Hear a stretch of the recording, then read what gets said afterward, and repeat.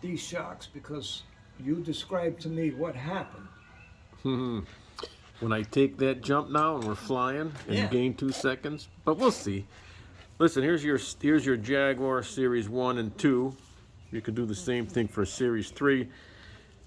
Very hard to bleed them when they're up in the vehicle.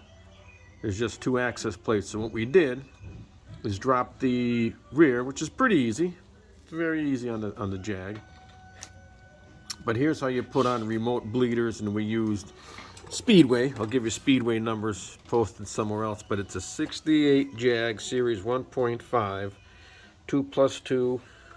And here's the independent rear suspension, the carrier, and here's what it looks like at the top of the disc brake caliper, which, by the way, Notches had to be cut out to clear the banjos. Yeah. yeah, well, yeah, how about that? So at some point earlier, I put the stainless steel, but now that you can bleed them, you're not going to let that old .3 fluid get in there and get full of moisture. So that's what it looks like. Banjo fitting with the banjo bolt, with the copper washer, top and bottom sealing. There's a little ball that's in there for the bleeder. You have to take that out with the magnet and the long steel coat hanger. And you just put the magnet on the coat hanger, stick it into that caliper, and on the end you'll see the little ball come out. So that's what it looks like now. My dad's just telling me that, yeah, we had to cut a relief in there, but I'll tell you what, at some point somebody else had already tried that, right, with the torch. Yes, it was So we just exactly cleaned when it we up. bought it.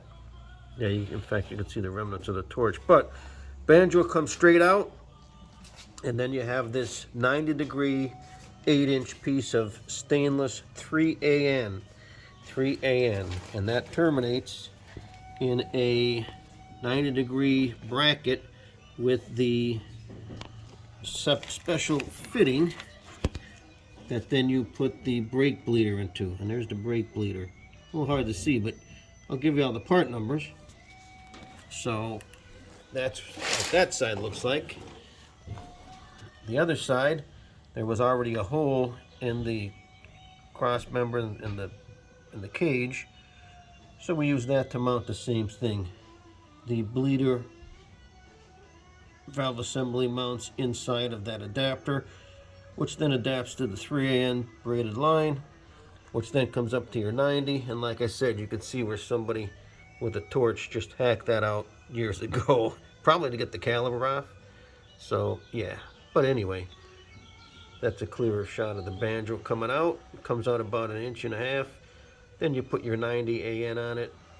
So what that does now, instead of having to crawl into the interior of the car and try to bleed it, now you can bleed them anytime you want. You just roll right under the car and just unscrew them. And you should do this every 2 years, because brake fluid is hydroscopic, which means it attracts water. It'll pull moisture right out of the air. And as that fluid turns from a very light yellow to a darker yellow and then almost to black, you know you got a bunch of moisture in there. So pretty easy. I got a Speedway number right here. Speedway 617-3642. That is for the crush washer. And like I said, I'll post these later, but this is a Speedway 617-2911. That's the banjo for the 3/8 and the AN3. So pretty neat. It's going to save us a ton of time. We do a lot of hill climb, SCCA, and drag racing. So my dad just said when I knock 2 seconds off, we're going to buy the Spax shocks and the higher spring rate and replace these originals, which, hey, they've been on there since 1968. So, yep. But that's the deal. Give you kind of a look at what the actual vehicle is. 68 Jag XKE, full roll cage.